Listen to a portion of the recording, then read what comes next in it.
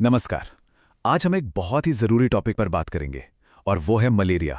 इस पूरी बातचीत में हम ये समझेंगे कि मलेरिया क्या है, इसके लक्षणों को कैसे पहचान सकते हैं और सबसे ज़रूरी, इससे सुरक्षित कैसे रह सकते हैं। तो चलिए इसे एकदम आसान भाषा में समझते हैं। तो चलिए सीधे मुद्दे पर आते हैं। अगर तेज़ बुखार के साथ बहुत ज़्यादा कंपकंपी हो रही है तो क्या यह मलेरिया हो सकता है? जी हाँ, बिल्कुल हो सकता है। आइए इस बीमारी के सबसे आम और चिंताजनक संकेतों से ही शुरुआत करते हैं जिन्हें पहचानना बहुत जरूरी है। अच्छा, किसी भी बीमारी से लड़ने का पहला स्टेप क्या होता है? यही ना कि हम उसकी शुरुआती चेतावनी वाले संकेतों को पहचान लें। अगर इन शुरुआती लक्षणों को हम जल्दी समझ लें तो सही इलाज बिल्कुल समय पर शुरू हो सकता है। और यही तो सबसे महत्वपूर्ण है। देखिए, मलेरिया के कुछ आम लक्षण तो ऐसे हैं कि लगेगा अरे ये तो नॉर्मल फ्लू जैसा है, जैसे तेज बुखार, सिर दर्द या पेट दर्द। लेकिन एक चीज़ है जो इसे अलग करती है।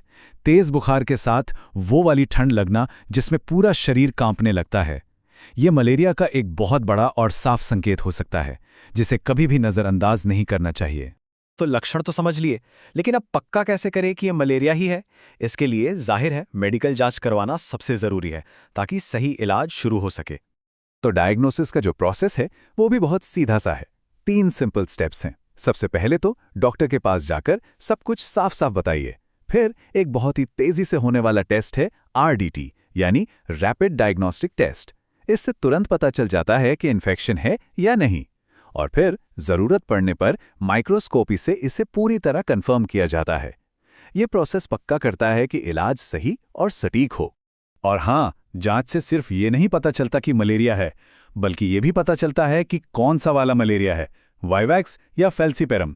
ये जानना बहुत बहुत ज़रूरी है, क्योंकि जैसा कि आप देख सकते हैं, फेल्सीपेरम ज़्यादा गंभीर और जानलेवा भी हो सकता है।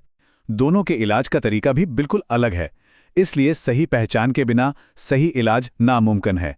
ठीक है, तो अब जब हमें मलेरिया के टाइप पता चल गए हैं, तो अब बात करते हैं इसके इलाज की।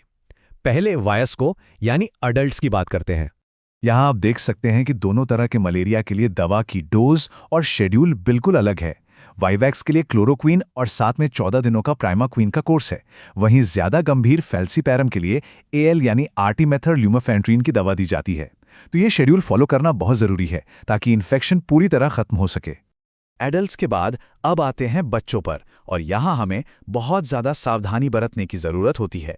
सबसे जरूरी बात यह है कि बच्चों के केस में दवा की डोज हमेशा उनके वजन यानी वेट के हिसाब से तय की जाती है, ताकि वो असरदार भी हो और सुरक्षित भी। तो यहाँ सबसे जरूरी बात जो याद रखनी है वो ये है कि बच्चों को कोई भी दवा अपनी मर्जी से नहीं देनी है। हर दवा, हर डोज डॉक्टर की सलाह और उनकी देखरेख में ही दी जानी चाहिए। इसमें थोड़ी भी लापरवाही नहीं होनी चाहिए। सही दवाइयाँ तो अपना काम करेंगी ही, लेकिन घर पर की जाने वाली देखभाल भी मरीज को जल्दी ठीक होने में बहुत मदद करती हैं। तो चलिए देखते हैं कि घर पर क्या आसान लेकिन असरदार कदम उठाए जा सकते हैं। ये कुछ बहुत ही जरूरी घरेलू उपाय हैं। पहली बात, शरीर में पानी की कमी बिल्कुल ना होने दें। खूब पानी और ओआरएस देते रहें। दूसरी, सोते समय मच्छरदानी का इस्तेमाल जरूर करें ताकि संक्रमण और न फैले। और तीसरी, सबसे जरूरी बात, भरपूर आराम। शरीर को बीमारी से लड़ने की ताकत और समय देना ही होगा। अब तक हमने जो बात की वो बहुत जरूरी थी, लेकिन अब हम इस चर्चा के सबसे जरूरी हिस्से पर आ गए हैं। ये जानना कि कब स्थिति गंभीर है और घर पर इलाज करना खतरनाक हो सकता है। ये जानकारी किसी की जान बचा सकती है। अगर आगे बताए जाने वाले संकेत दिखें तो ये समझ लीजिए कि घर पर देखभाल करने का समय खत्म हो चुका है। ये संकेत बताते हैं कि मलेरिया एक गंभीर रूप ले चुका है और मरीज को फौरन डॉक्टरी मदद की जरूरत है। ध्यान से सुनिए, अगर बुखार 3 दिन से ज्यादा टिक जाए, मरीज बेहोश हो जाए या उसे सांस लेने में तकलीफ होने लगे तो ये एक इमरजेंसी सिचुएशन है। इनमें से कोई भी लक्षण दिखने पर एक पल की भी देरी किए बिना तुरंत अस्पताल जाएं। तो इस पूरी चर्चा का सार क्या है? यही कि जानकारी ही सबसे बड़ा बचाव है। लक्षणों को पहचानना, सही समय पर जांच करवाना और खतरे के संकेतों को समझना, ये वो कदम है जो मलेरिया के खिलाफ लड़ाई में सबसे जरूरी हैं। तो सवाल यह है कि आज मिली इस जानकारी के साथ हम अपने परिवार को सुरक्षित रखने के लिए आज कौन सा एक सरल कदम उठा सकते हैं।